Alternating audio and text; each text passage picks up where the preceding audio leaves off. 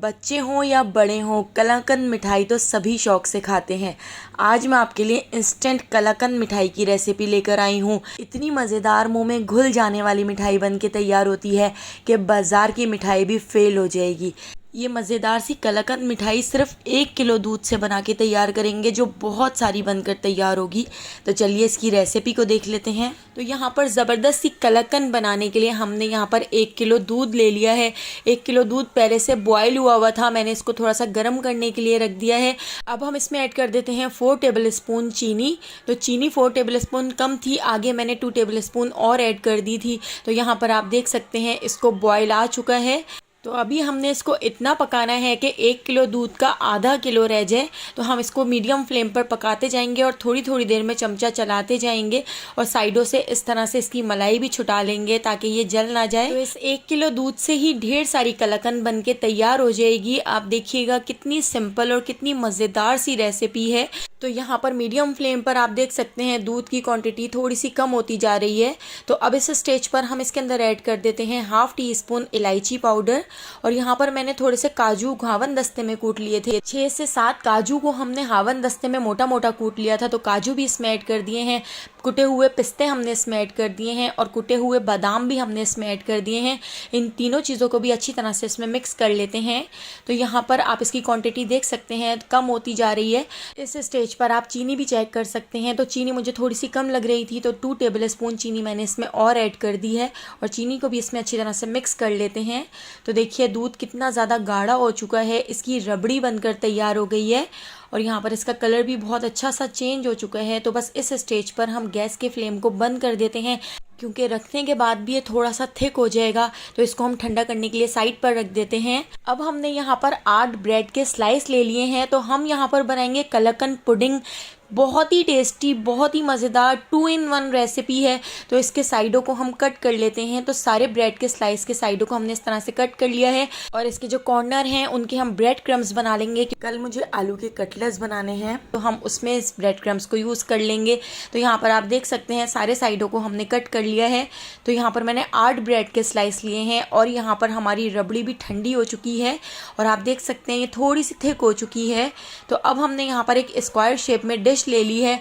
अब इस डिश के अंदर हम इस तरह से पहले रबड़ी का मिक्सचर डाल देते हैं। रबड़ी के मिक्सचर को हम इस तरह से थोड़ा सा फैला देते हैं। इसके बाद अब हम इसके ऊपर रख देते हैं ब्रेड स्लाइस। तो 4 ब्रेड स्लाइस इसके ऊपर इस तरह से आ जाएंगे।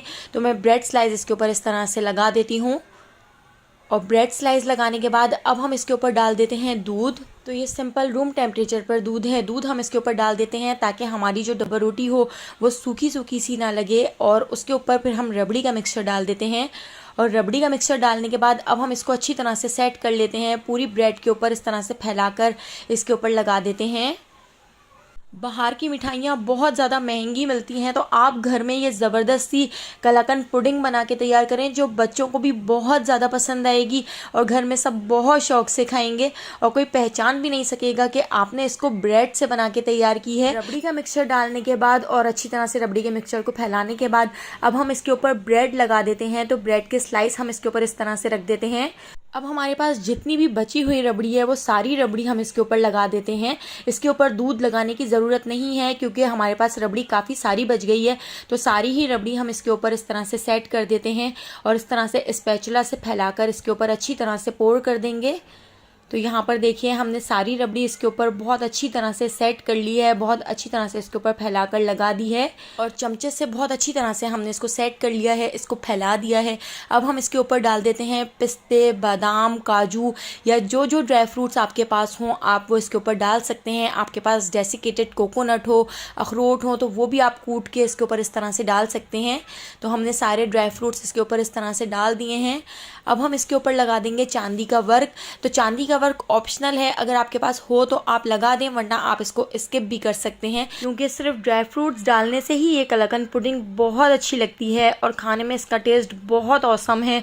तो एक बार आप इस रेसिपी को ज़रूर ट्राई कीजिएगा, आपको इतनी ज़्यादा पसंद आएगी कि आप इसको बार बार बनाएंगे। आपके घर में कोई दावत हो तो खीर, शीरकोरमा, कस्टर्ड, ट्रैफल के बजाय आप ये ज़बरदस्त सी कलाकंद बना के तैयार करें, जो बहुत ही यूनिक सी लगेगी और खाने में भी बहुत ज़्यादा टेस्टी लगेगी। तो 2 घंटे के लिए मैंने इसको फ्रिज में रख दिया था। ये ठंडी हो चुकी है। ठंडी ठंडी खाने में बहुत ही मज़ेदार लगती है और ठंडी होने के बाद ये बहुत अच्छी तरह से सेट भी हो जाती है। तो अगर आपको मेरी ये रेसिपी पसंद आई हो तो लाइक कर दीजिएगा और मुझे कमेंट करके ज़रूर बताइएगा कि आपको मेरी ये मज़ेदार सी रेसिपी कैसी लगी। और अगर अभी तक आपने मेरे चैनल को सब्सक्राइब नहीं किया तो जल्दी से मेरे चैनल को सब्सक्राइब करके बेल आइकॉन के नोटिफिकेशन को ऑन कर लीजिए, ताकि डेली जो मैं वीडियो अपलोड करती हूँ उसका नोटिफिकेशन आपको फ़ौरन मिल सके और आप मेरी सारी वीडियोस वॉच कर सकें। तो आने वाली वीडियो तक मुझे दीजिए इजाज़त। अल्लाह हाफ़िज़।